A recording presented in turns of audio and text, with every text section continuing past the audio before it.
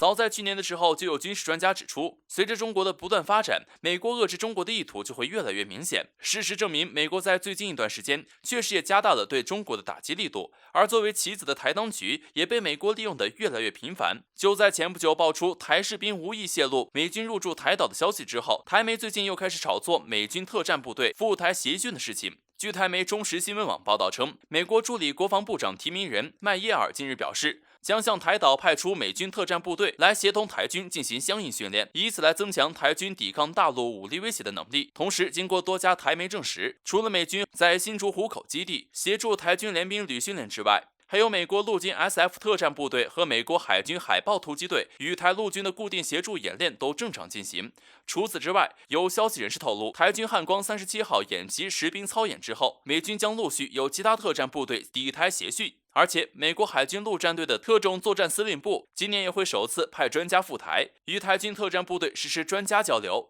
届时，美军向台军传授地下反抗战术，也就是所谓的游击战。按照美军的说法，就是如果解放军占领了台岛，美军培训的台军特战部队将执行留置作战，联合民间受过军事训练的平民或后备军人，对解放军实施有系统的反抗，以此来为美国援军的到来争取时间。综上，我们可以看到，美军现在干涉台海问题的方式，已经不再是单纯的舆论支持和对台出售军火，而是已经准备派出特战部队来渗透台军的指挥体系了，并且现在台军的装备也是美制，作战理念和方式也在向美军靠拢，这完全说明了台当局是决心要把自己绑上美国的战车。这种举动毫无疑问地触犯到了中国的底线。对此，金灿荣教授就表示，中美之间的战略试探已经进行了几十年，随着美军在台海问题上的挑衅不断升级，这种试探也应该考虑结束了。该摊牌的时候就要摊牌，解决台海问题一早不一晚，大陆应该把红线明确下来，美台若敢冒头就直接开打，因为对于美国这样的霸权主义国家，不必再抱有任何幻想，主动出击才是最好的选择。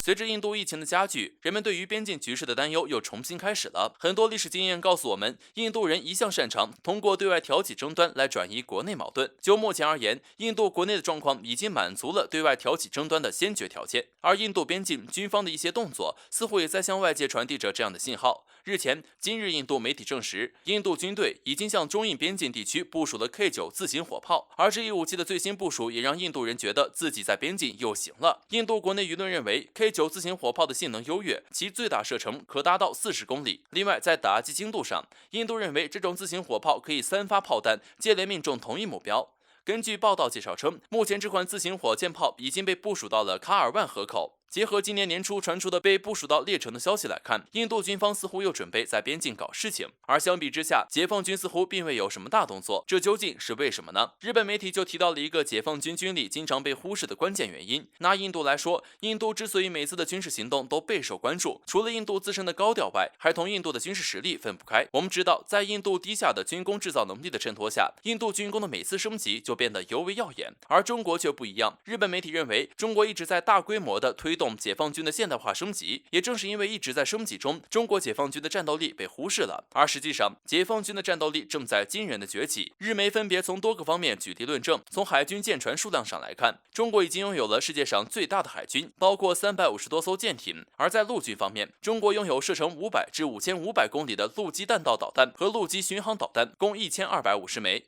另外，解放军也一直不断地在获取先进的武器，例如机载预警和控制系统、轰炸机、无人机、战斗机等。值得指出的是，中国的火箭军著名的东风系列大大的提高了中国军队的打击能力。从这一系列的举例中，我们可以知道，在我国看来，武器升级并不是一个偶然特殊的事件，更像是一种常态。也正是因为解放军现代化升级渐趋常态化，使得外界忽视了解放军真正的战斗力。从这里来看，印度一个区区 K9 部署边境，又有何值得大惊小怪？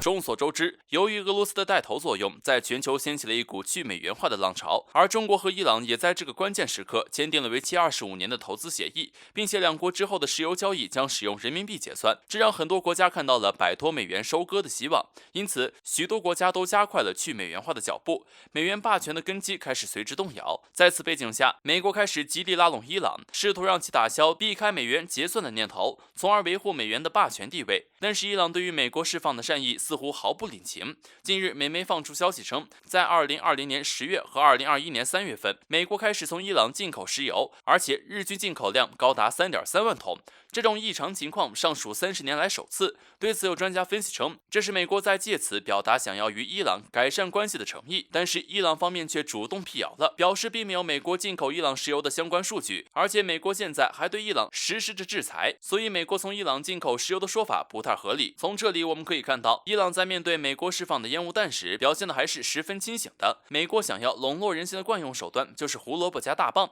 既然胡萝卜没有起到作用，那么大棒也就该挥舞起来了。果然，在连续释放善意的情况下，美国突然向中东增兵，并且还将亚太唯一的一艘航母也部署了过来。很显然，美军这是为了向伊朗施压，企图以军事力量逼其就范。然而，伊朗与美国也斗争了40余年，他们太清楚美国的底数了，在与美国斡旋的同时，也时刻保持着警惕，并寻找机会进行反击。据外媒近日报道称，至少有2艘伊朗军舰正驶向委内瑞拉，其中还有1艘装有射程可达2000公里的巡航导弹。这引起了美国的极大关注，因为在这片区域属于美国的后花园，而伊朗军舰所携带的导弹完全可以从此区域射向美国各地。所以，伊朗这种直戳美国软肋的做法，也表明其不对美国抱有任何幻想。最后，我们想说，虽然美国有意想要重返伊核协议，但是其仍然没有改变霸权主义的那一套做法。在目前的国际形势下，美国只是想玩逐个击破的把戏，这一点伊朗心里很清楚，所以也在用实际行动警告美国。或许这也给世界各国上了一课，在面对美国霸权时，主动进攻才是最好的防守。5月31号，日本媒体读卖新闻报道显示，日本空自内部得到命令，将进行人员拆分，组成一个机动警戒部队。该部队由10名人员组成，配置最前沿的雷达系统，部署在靠近台海方向的群岛上，随时针对中国航母及其编队进行侦察监视。据日媒透露，日本对华侦察并不是第一次进行类似的活动。到目前为止，日本部署在周边岛屿上的雷达站点多达28个。机动警戒部队将依靠这28个雷达站点，配合拥有的移动式雷达，完善该地区的雷达监测网络。除此之外，东京还在22号准备在面向中国的东南方向部署水陆2栖机动部队。需要注意的是，日本原本作为战败国是不具备主动进攻性的法理性，但是在上周，日本又故意绕开和平宪法，授予了日本自卫队成员向中国军舰和船只开火的可视情况而定权利。因此，日本一系列的针对性举措引起了外界的高度关注。在外界看来，有着先从雷达体系进行部署，再到前沿地区部署作战部队，最后到法案上赋予部队开火许可，这种行为已经算是东京方面正在一步步进行着配合美军的对华战争准备。事实上，为了能够有足够的同盟势力组建对华联盟，美国正在不断放松对日本这个战败国的管控，放任日本重新恢复其军事实力，这是典型的放火行为。在东亚这个原本就有着血海深仇的地缘矛盾下，美国一方面是放松日本的管控，一方面又刺激韩国发展导弹技术，可以说是精准的拿捏到了亚洲地区的潜藏矛盾，一旦被激发，必定爆发多方战争。届时，东南亚诸国又是一贯的见风使舵，或主动或被动的向美国站队。为此，有相关人士建议，中国必须保持住战略定力，不能盲目按照美国的战略去应对，而是挑选合适的机会一举立威，方能保证在这场中美对抗中，犹豫的中间派不会彻底倒向另一侧。